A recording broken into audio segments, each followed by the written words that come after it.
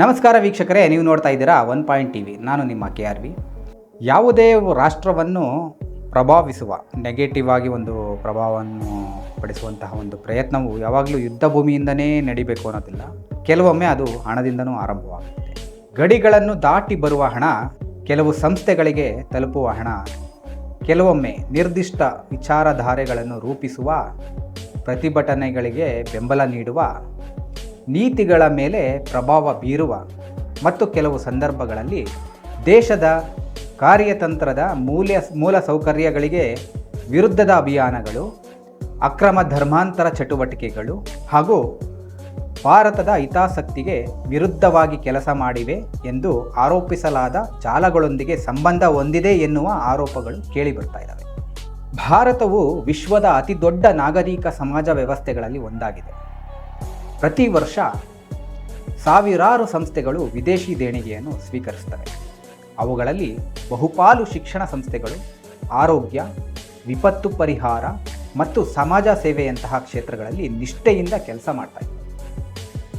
ಆದರೆ ಇಷ್ಟೊಂದು ಪ್ರಮಾಣದಲ್ಲಿ ವಿದೇಶಿ ಹಣ ದೇಶಕ್ಕೆ ಬಂದಾಗ ಪಾರದರ್ಶಕತೆ ಎಂಬುದು ಆಯ್ಕೆಯ ವಿಷಯವಲ್ಲ. ಅದು ತುಂಬ ಅತ್ಯಗತ್ಯ.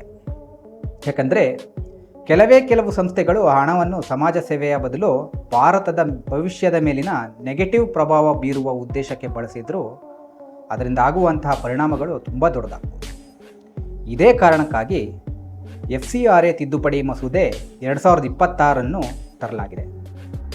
ಹಾಗಾದರೆ ಈ ಮಸೂದೆಯಲ್ಲಿ ಏನು ಬದಲಾಗ್ತಾ ಇದೆ?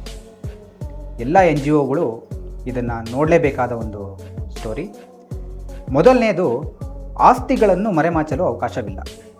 ಯಾವುದೇ ಸಂಸ್ಥೆಯ FCRA ನೋಂದಣಿ ರದ್ದಾದರೆ, ಅಮಾನತಾದರೆ ಅಥವಾ ಸ್ವಯಂ ಅದನ್ನು ಡಿಸಾಲ್ವ್ ಮಾಡಿದರೆ, ಆ ಸಂಸ್ಥೆನ ಡಿಸಾಲ್ವ್ ಮಾಡಿದರೆ, ವಿದೇಶಿ ದೇಣಿಗೆಯಿಂದ ಅವರೊಂದು ಆಸ್ತಿಯನ್ನು ನಿರ್ಮಿಸ್ಕೊಂಡಿರ್ತಾರೆ ಅಥವಾ ಯಾವುದೋ ಒಂದು ಸೈಟ್ ತೊಗೊಂಡಿರ್ತಾರೆ, ಬಿಲ್ಡಿಂಗ್ ಕಟ್ಟಿರ್ತಾರೆ.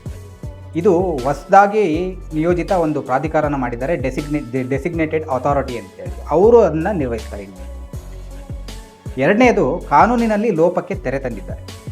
ಹಿಂದೆ ಕೆಲವು ಸಂದರ್ಭಗಳಲ್ಲಿ ಸಂಸ್ಥೆಗಳು FCRA ಪರವಾನಗಿಯ ಅವಧಿ ಮುಗಿಯಲು ಬಿಟ್ಟು ವಿದೇಶಿ ದೇಣಿಗೆಯಿಂದ ನಿರ್ಮಿಸಿದ ಆಸ್ತಿಗಳನ್ನು ಬಳಸುವುದನ್ನು ಮುಂದುವರಿಸಬಹುದಿತ್ತು. ಸರ್ಕಾರದ ಪ್ರಕಾರ ಈ ತಿದ್ದುಪಡಿಗೆ ಅವಕಾಶವನ್ನು ಮುಚ್ಚುತ್ತೆ. ಈ ತಿದ್ದುಪಡಿಯಿಂದ ಆ ಅವಕಾಶಕ್ಕೆ ಮುಂದೆ ಯಾವುದೇ ಅವಕಾಶಗಳು ಇರೋದಿಲ್ಲ. ಮೂರನೇದು, ವೈಯಕ್ತಿಕ ಹೊಣೆಗಾರಿಕೆ. ಸಂಸ್ಥೆಯ ಹೆಸರಿನ ಹಿಂದೆ ಅಡಗಿಕೊಳ್ಳಲು ಅವಕಾಶ ಇಲ್ಲ. ಕಾನೂನು ಉಲ್ಲಂಘನೆ ನಡೆದರೆ ಸಂಸ್ಥೆಯನ್ನು ನಡೆಸುವ ಜವಾಬ್ದಾರಿಯುತ ವ್ಯಕ್ತಿಗಳನ್ನು ಕಾನೂನಿನಡಿ ಹೊಣೆಗಾರರನ್ನಾಗಿ ಮಾಡಬಹುದು. ನಾಲ್ಕನೆಯದು, ಸ್ಪಷ್ಟವಾದ ಒಂದು ಮಿತಿ. ವಿದೇಶಿ ದೇಣಿಗೆಗಳನ್ನು ಶಿಕ್ಷಣ, ಆರೋಗ್ಯ, ಮಾನವೀಯ ನೆರವು ಮತ್ತು ಕಾನೂನುಬದ್ಧ ಧಾರ್ಮಿಕ ಸೇವಾ ಚಟುವಟಿಕೆಗಳಿಗೆ ಬಳಸಬಹುದು. ಆದರೆ ಸರ್ಕಾರದ ಪ್ರಕಾರ ಅವುಗಳನ್ನು ಧರ್ಮಾಂತರ ಚಟುವಟಿಕೆಗಳಿಗೆ ಬಳಸಲು ಅನುಮತಿ ಇರೋದಿಲ್ಲ. ಈ ಮಸೂದೆ ನಿಜವಾದ ಸಮಾಜ ಸೇವೆ ಅಥವಾ ಮಾನವೀಯ ಕಾರ್ಯಗಳನ್ನು ತಡೆಯುವುದಕ್ಕಾಗಿ ಅಲ್ಲ ಎಂದು ಸರ್ಕಾರ ಹೇಳಿದೆ. ಇದರ ಉದ್ದೇಶ ವಿದೇಶಿ ಹಣದ ಬಳಕೆ ಪಾರದರ್ಶಕತೆ ಮತ್ತು ಹೊಣೆಗಾರಿಕೆಯೊಂದಿಗೆ ನಡೆಸುವುದು ಎಂದು ಖಚಿತಪಡಿಸುವುದಾಗಿದೆ. ಯಾಕಂದರೆ ಪ್ರತಿಯೊಂದು ಸ್ವಾಯತ್ತ ರಾಷ್ಟ್ರವು ತನ್ನ ಗಡಿಗಳನ್ನು ರಕ್ಷಿಸುತ್ತದೆ. ಅದೇ ರೀತಿ ಈ ಮಸೂದೆ ದೇಶದ ಪ್ರಜಾಪ್ರಭುತ್ವ, ಅಭಿವೃದ್ಧಿ ಮತ್ತು ಸಾರ್ವಭೌಮತ್ವವನ್ನು ರಕ್ಷಿಸುವ ಪ್ರಯತ್ನ ಅಂತ ಸರ್ಕಾರ ವಾದಿಸಿದೆ. ವಿದೇಶಿ ಹಣ ಭಾರತ ಕಟ್ಟೋಕ್ಕೆ ನೆರವಾಗಬೇಕು. ಭಾರತವನ್ನು ನೆಗೆಟಿವ್ ಆಗಿ ಯಾವುದೇ ಒಂದು ಪ್ರಭಾವ ಹೇರೋದಕ್ಕೆ ಇರಬಾರದು ಅಂತ ಅಂದ್ಬಿಟ್ಟು ಸರ್ಕಾರ ಹೇಳಿಕೆ ಕೊಟ್ಟಿದೆ. ಇದ್ರ ಬಗ್ಗೆ ನಿಮ್ಮ ಅಭಿಪ್ರಾಯನ ಕಾಮೆಂಟ್ನಲ್ಲಿ ನಮಗೆ ತಿಳಿಸಿ. ಜೈ ಹಿಂದ್, ಧನ್ಯವಾದಗಳು.